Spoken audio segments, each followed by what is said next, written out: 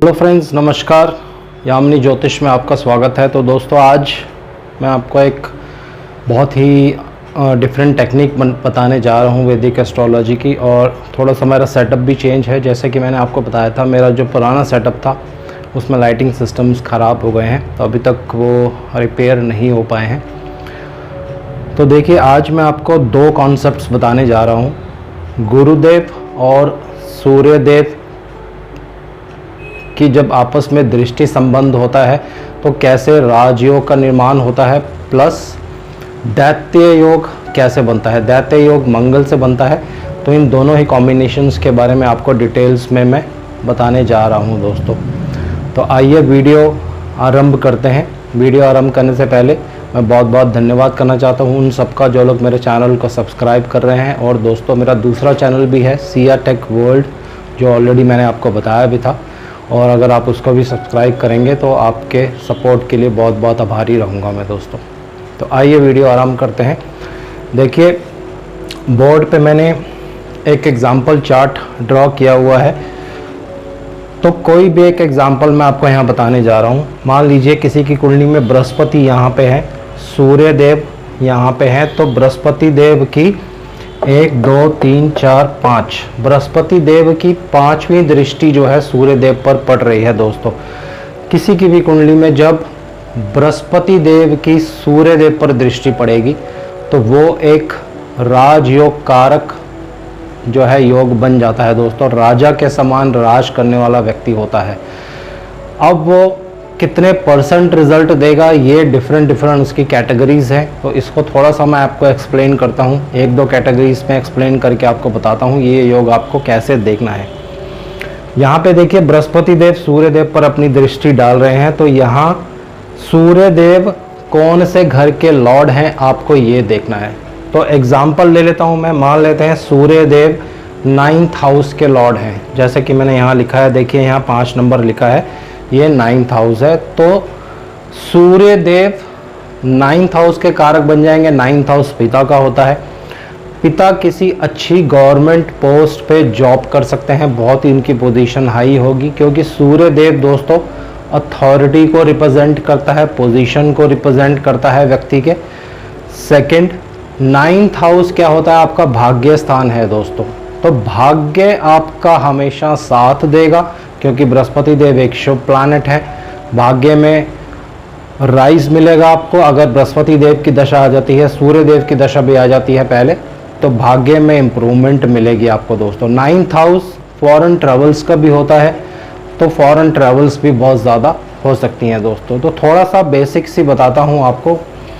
अब मान लेते हैं एक और कुंडली है, 2 नंबर लगन की कुंडली है, बृहस्पति लगन में है और सूर्यदेव पर अपनी दृष्टि डाल रहे हैं। मान लेते हैं सूर्यदेव 5th हाउस में है और सूर्यदेव पर बृहस्पति दृष्टि डाल रहे हैं अपनी। तो 2 नंबर लगन के लिए सूर्यदेव 4th लॉर्ड बन जाते हैं दोस्तों। तो पहला जो रिजल्ट होगा 4th हाउस। 4th हाउस आपका विद्या स्थान है दोस्तों। विद्या मतलब एजुकेशन का स्थान है। तो एजुकेशन बहुत अच्छी हो सकती है स्पिरिट इसको लेकर, क्योंकि राजयोग कारक का रिजल्ट देंगे।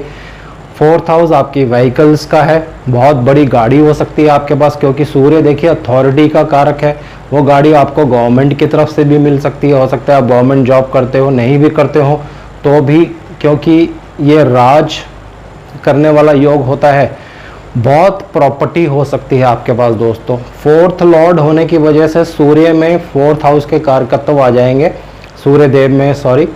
तो प्रॉपर्टी बहुत ज़्यादा आपको हो सकती है, उससे रेंटल इनकम भी हो सकती है। बहुत लोगों को ये शायद पता नहीं होगा कि 4th हाउस से रेंटल इनकम भी देखी जाती है। उसके क्या कॉम्बिनेशंस होते हैं, ये कभी मुझे समय मिलेगा तो आपको डिटेल्स में मैं बताऊंगा दोस्तों। आप चार्ट देख के ये पता लगा सकते हैं कि इस व्यक्ति को कुछ रेंटल इनकम आती होगी। उनमें से एक कॉम्बिनेशन मैं आपको बता देता हूँ। 6th लॉर्ड अगर 4th में होगा तो व्यक्ति को व्हीकल्स से रिलेटेड कुछ इनकम हो सकती है। हो सकता है वो अपनी व्हीकल्स रेंट पे देते हो। 2nd लॉर्ड 4th में होगा तो भी इस तरह के कॉम्बिनेशंस बनते हैं। तो ये प्लैनेट टू प्लैनेट भी डिपेंड करता है। बहुत लंबा एक टॉपिक है, इसको बाद में और डिटेल्स में बताऊंगा दोस्तों। सेकंड, सूर्यदेव जिस हाउस में होंगे उस हाउस से भी अच्छे रिजल्ट आपको मिलेंगे। खाली जिस हाउस के लॉर्ड होंगे उससे तो मिलेंगे ही मिलेंगे, जिस हाउस में सूर्य देव प्लेस्ड होंगे वहाँ से भी आपको अच्छे रिजल्ट मिलेंगे। अब इस कॉम्बिनेशन को थोड़ा सा और डेप्थ में जाते हैं। अगर ये कॉम्बिनेशन 6-8 हाउसेस में बन जाता है, यानी कि अगर मान लीजिए गुरुदेव 3rd हाउस में है या गुरुदेव 2nd हाउस में है, सूर्य देव 8th हाउस में है, तो अपनी 7वीं दृष्टि उन पर डालेंगे तो तब जो रिजल्ट होंगे थोड़े से वीक हो जाएंगे। अच्छे हाउसेस में बनेंगे तो रिजल्ट्स अच्छे होंगे, अच्छी राशियों में बनेंगे तो रिजल्ट अच्छे होंगे। अगर उनका षडबल स्ट्रांग होगा तो रिजल्ट अच्छे होंगे। अष्टक वर्ग में अगर दोनों के पॉइंट्स अच्छे होंगे तो रिजल्ट्स अच्छे होंगे। तो इसको आप क्लासीफाई कर सकते हैं as per position, as per house, और षडबल, अष्टक वर्ग, सारी चीज़ें इसमें आप ऐड कर सकते हैं दोस्तों। लेकिन अल्टीमेटली एक जो रूल है वो 100% अप्लाई होगा। बृहस्पति देव अगर सूर्य देव पर दृष्टि डालते हैं तो ये 100% राजयोग कारक होता है दोस्तों। राजयोग कारक 30% हो, 40% हो, वो आप अलग से उसको क्लासीफाई कर सकते हैं दोस्तों। अब आपको दूसरा जो मैंने कहा था कि दैत्य योग कैसे बनता है, देखिए दैत्य योग के बहुत सारे कॉम्बिनेशंस होते हैं, उसमें केतु को भी लिया जाता है, लेकिन वो मैं यहाँ पे अभी डिस्कस नहीं कर रहा हूँ। एक सिंपल आपको ब्रॉडर वे में बताता हूँ। अगर किसी की कुंडली में 8 नंबर साइन, स्कॉर्पियो साइन जो है अगर 10वें घर में आता है और उसके लॉर्ड मंगल देव 7th हाउस में आ जाते हैं, तो पहले आप क्लियर प्रेडिक्शन ये कर सकते हैं 10th लॉर्ड इन 7th हाउस, और वो एक क्रूर प्लैनेट है, क्योंकि मंगल देव एक एग्रेसिव प्लैनेट है, एक क्रूर प्लैनेट है। मंगल देव आग है दोस्तों, और आग जब आग की ही राशि में आती है, देखिए यहाँ पे मैं 5 लिख देता हूँ, थोड़ा मिट गया था।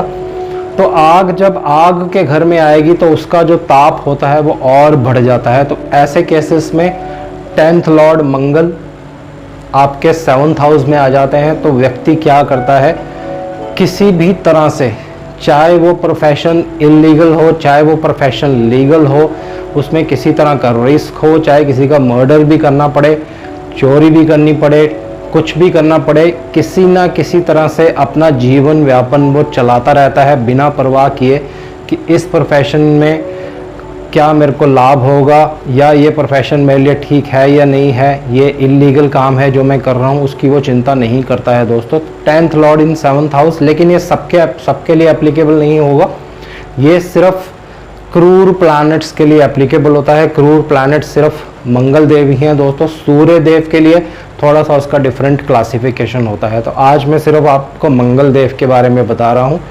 तो यहाँ से मंगल देव देखिए आपके लगन पर सीधी दृष्टि डालेंगे, 1 2 3 4 5 6 7। तो ये मंगल क्योंकि सूर्य देव की राशि में आकर और क्रूर हो गए और लगन पर अपनी दृष्टि डालेंगे, तो इसको एक तरह से दैत्य योग कहा जाता है दोस्तों। इसका दूसरा रीज़न क्या है, 3rd लॉर्ड भी मंगल यहाँ बनेंगे। 3rd लॉर्ड आपके साहस का कारक होता है दोस्तों, जहाँ से आपको कुछ कर गुजरने का साहस मिलता है। तो और अगर यही साहस वाला प्लैनेट बहुत पावरफुल होकर 7th हाउस में बैठ जाता है तो व्यक्ति इस तरह के काम भी कर देता है जो सोसाइटी होती है वो अलाउ नहीं करती है। 7th हाउस फीमेल्स का होता है, तो ऐसे लोग वुमेन्स की तस्करी भी करने पर मजबूर हो जाते हैं। कभी कभी जो समय है उनको ये काम करने पर भी विवश कर देता है। बहुत सी कुंडलियों में आपने देखा होगा इस तरह के योग होते हैं दोस्तों। तो कोई भी प्रोफेशन वो कर सकता है अपने जीवन व्यापन को अर्जित करने के लिए, और लगन पर दृष्टि डालने की वजह से जो मंगल का एग्रेशन होता है, मंगल की एक लड़ाई का जो नेचर होता है, ये आपके स्ट्रेट लगन पर आ जाता है। इसके ऊपर ऑलरेडी मैं वीडियोस बना चुका हूँ। लगन पर और लग्नेश पर जिस प्लैनेट का प्रभाव होता है उस प्लैनेट की क्वालिटीज सबसे ज़्यादा आपके अंदर होंगी। तो यहाँ पे ये एक तरह से एक दैत्य का रूप ले लेता है दोस्तों। अगर इस मंगल देव पर मान लेते हैं, अगर मैं गुरुदेव को लगन में प्लेस कर देता हूँ और मंगल देव पर गुरुदेव की दृष्टि पड़ेगी, तो ये जो इसका दैत्यपन है या ये जो इसका एग्रेशन है वो कुछ हद तक कंट्रोल हो जाता है दोस्तों। इसी तरह से अगर बृहस्पति देव यहाँ पे ना हो, सूर्य देव हो और मंगल पर अपनी शुक्र देव हो और मंगल पर अपनी दृष्टि डाल रहे हो, तो भी मंगल देव का जो क्रोध है वो कुछ शांत हो जाता है। बुध देव अगर दृष्टि डाल रहे हो तो भी मंगल देव का क्रोध है कुछ % शांत हो जाएगा। लेकिन इसका अगर उल्टा हो जाएगा, मान लीजिए यहाँ राहु देव प्लेस्ड हो जाते हैं लगन में, मंगल देव यहाँ है, तो फिर तो कुछ कहने की ज़रूरत नहीं है। बहुत ही एक डेंजरस कॉम्बिनेशन ये बन जाता है, क्योंकि केतु भी 7th हाउस में मंगल के साथ ही आ जाएंगे।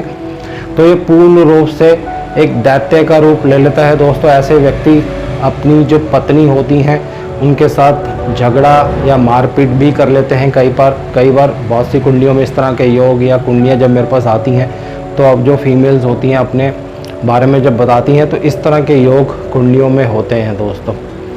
तो ये डिपेंड करेगा कौन से प्लैनेट का उन पे ज़्यादा प्रभाव है, किस नक्षत्र में है वो, और कितना बल है इस मंगल देव में। ये बहुत इम्पॉर्टेंट है दोस्तों। इस मंगल देव में कितना बल है ये आपको उसके षडबल में चेक कर लेना है, और अष्टक वर्ग में 5 नंबर राशि में कितने पॉइंट्स हैं, ये बहुत इम्पॉर्टेंट होगा यहाँ पे। तो ऐसे और बहुत से कॉम्बिनेशंस हैं जिनको आने वाले समय में मैं एक एक करके वीडियोस बनाता जाऊंगा दोस्तों। आज एक मेरी वीडियो और भी सुबह अपलोड हुई है जिस पे मैंने जगन्नाथ होरा, जो कि एस्ट्रोलॉजी का बहुत ही फेमस सॉफ्टवेयर है, ये सॉफ्टवेयर फ्री है दोस्तों। मैंने इस पर पूरी वीडियो बनाई है, कैसे आपको इंस्टॉल करना है, कैसे आपको डाउनलोड करना है। कुछ उसमें बेसिक फंक्शंस भी मैंने आपको बता दिए हैं, और बहुत ही वास्ट फंक्शंस हैं उसमें दोस्तों। आप एक एक करके चेक करेंगे, बहुत आपको हेल्प मिलेगी। जो लोग एस्ट्रोलॉजी सीख रहे हैं, प्रैक्टिस कर रहे हैं, प्रेडिक्शंस करना चाहते हैं, तो उनमें हॉरोस्कोप्स भी हैं बहुत फेमस पर्सनालिटीज़ के, आप उनको स्टडी कर सकते हैं। और एक बुक भी है उसमें, वो भी आप उसमें स्टडी कर सकते हैं। तो पूरी वीडियो आप आराम से देखेंगे तो आपको पूरा वो इंस्टॉल करना आ जाएगा, कैसे आपको अपने सिस्टम में वो इंस्टॉल करना है। आज के लिए इतना ही दोस्तों, और मैं आशा करता हूँ कि आप सेफ रहेंगे। शनिदेव से मैं आग्रह करता हूँ सबके घर में सुख और शांति बनाए रखें दोस्तों।